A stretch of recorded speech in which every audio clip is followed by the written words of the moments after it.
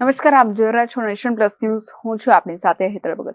વડોદરા શહેરના કીર્તિસ્તંભ વિસ્તારમાં દબાણ શાખાની ટીમ ત્રાટકી છે, જેમાં રસ્તા પર લારી ગલ્લા તેમજ નડતરરૂપ સામાન હટાવવાની કામગીરી દબાણ શાખા દ્વારા કરવામાં આવી રહી છે. ટ્રાફિકની સમસ્યાને ધ્યાનમાં રાખી પોલીસ વિભાગ અને વડોદરા મહાનગરપાલિકા દ્વારા રસ્તામાં નડતરરૂપ લારી ગલ્લા શેડ સહિતના દબાણ ઉપર કાર્યવાહી કરી 2 ટ્રક જેટલો માલ સામાન જપ્ત કરવામાં આવ્યો છે, જેમાં ACP C division Ashok Rathwa સાથે નવાપુરા પોલીસ સ્ટેશનનો સ્ટાફ અને વડોદરા મહાનગરપાલિકાની દબાણ શાખાની ટીમ દ્વારા આજરોજ રાજમહેલ રોડ પર આવેલ નડતરરૂપ લારી ગલ્લા તથા શેડના દબાણો દૂર કરવાની કાર્યવાહી કરવામાં આવી હતી અને 2 ટ્રક ભરીને લારી ગલ્લા સહિતનો સામાન જપ્ત કરવામાં આવ્યો છે.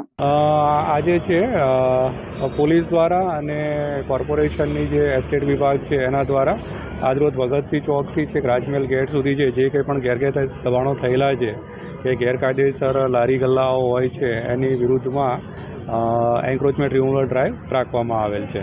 અન્ય કયા પ્રકારની કામગીરી કરવામાં અહીંયા જે પણ જે લારીઓ છે પરમિશન વગર અને રોડ ઉપર ઊભી રહીને અડચણ કરતી હોય અને જેના કારણે લોકોને ત્યાં ચાલવામાં બી મુશ્કેલ થઈ રહી છે. ઘણી જગ્યાએ એક્સિડન્ટ થવાનો ભય રહેલો છે.